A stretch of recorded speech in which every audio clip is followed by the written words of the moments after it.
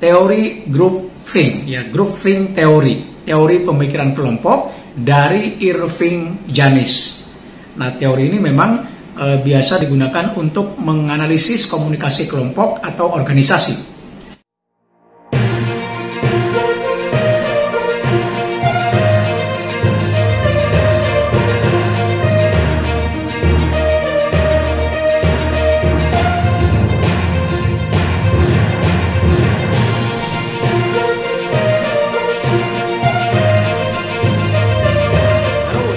Bertemu lagi dengan saya di RC13 Channel. Apa kabar semuanya? Semoga Anda dan kita semua baik-baik saja.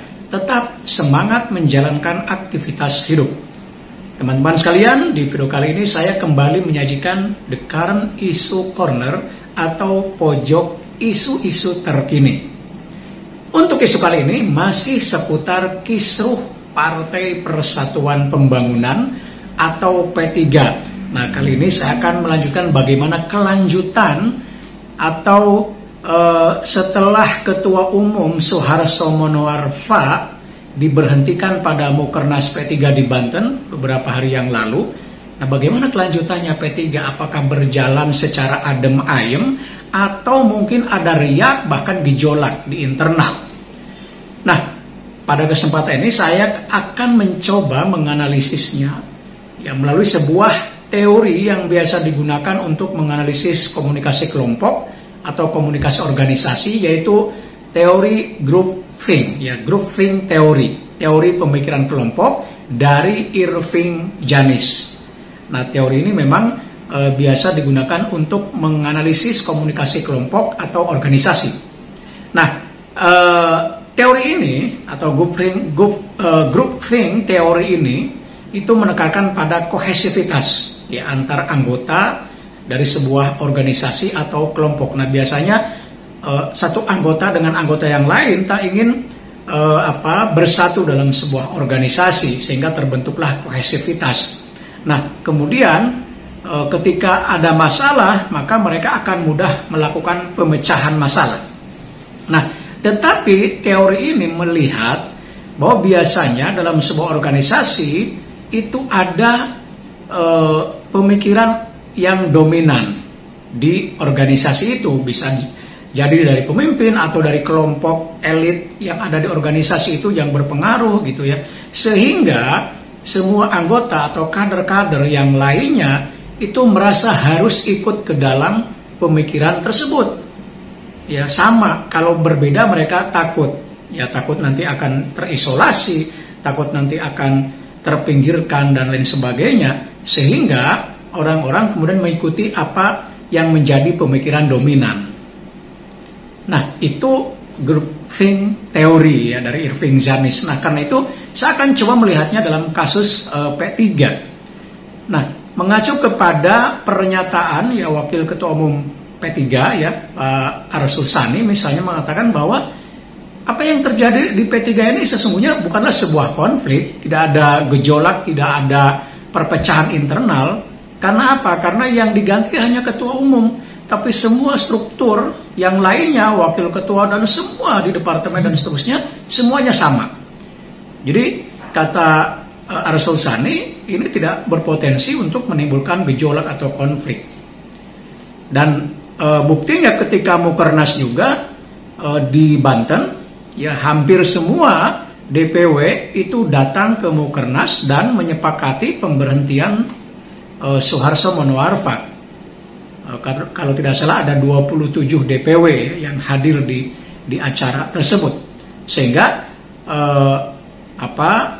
Wakil Ketua Umum P3 mengklaim bahwa ini tidak akan terjadi persoalan, tidak akan menimbulkan gejolak ya, meskipun ketua umumnya diganti. Nah, tetapi menurut saya kalau mengacu kepada teori tadi ya, group think teori tadi, bahwa belum tentu gejolak itu akan selesai atau akan hilang bersamaan dengan misalnya Soeharto diganti oleh Mardiono yang sekarang yang menjadi PLT ketua umumnya, atau dengan alasan hanya diganti ketua umumnya belum tanpa yang lain-lain gitu ya, belum tentu juga tidak ada gejolak. Nah, menurut teori grouping tadi itu bahwa bisa jadi ya anggota-anggota atau kader-kader partai dalam hal ini P3 mereka menyepakati ya, hasil mukernas misalnya itu karena karena mereka dalam tanda petik takut gitu terhadap pemikiran yang dominan.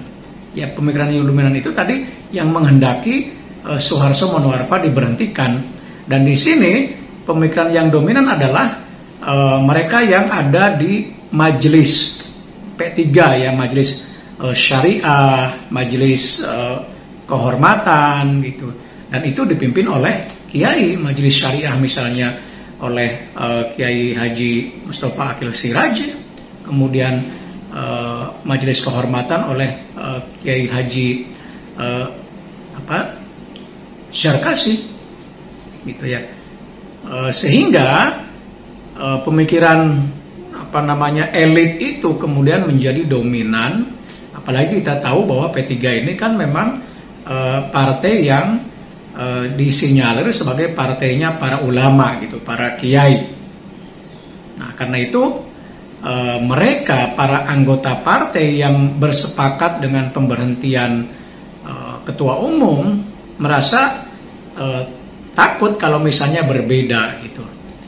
Nah, tetapi menurut saya karena dari perspektif grouping teori seperti itu belum tentu juga kohesivitas atau soliditas yang dicapai oleh P3 pasca pemberhentian Soeharto itu betul-betul real ya, betul-betul yang sesungguhnya. Bisa jadi itu hanya bersifat semu gitu. Kenapa semu? Ya karena tadi itu, karena ada ketakutan gitu ya dari anggota untuk berbeda. Nah, pada sisi yang lain kita juga melihat bahwa ternyata Suharto Monoarfa juga punya loyalis-loyalisnya, dan itu bisa jadi bukan hanya pada level elit DPP, bisa jadi pada level bawah, sehingga mereka melakukan perlawanan. Nah, kita melihat sendiri juga bahwa Suharto Monoarfa masih mengatakan bahwa dia adalah ketua umum P3 yang sah gitu, dan akan melakukan perlawanan ke Kementerian Hukum dan HAM gitu ya. Nah, ini artinya bahwa ada potensi gejolak ini akan terus berlanjut ya di P3 gitu ya. Seperti yang kita lihat saat ini gitu ya. Nah, tapi bagaimana nanti kelanjutannya, apakah benar-benar terus dibawa ke pengadilan dan hasilnya akan seperti P3 dulu ya, sempat terpecah menjadi dua kepengurusan atau tidak? Nah, kita akan saksikan bagaimana kelanjutannya ya. Demikian, mudah-mudahan ada manfaatnya. Sampai bertemu kembali di video berikutnya. Tetap semangat.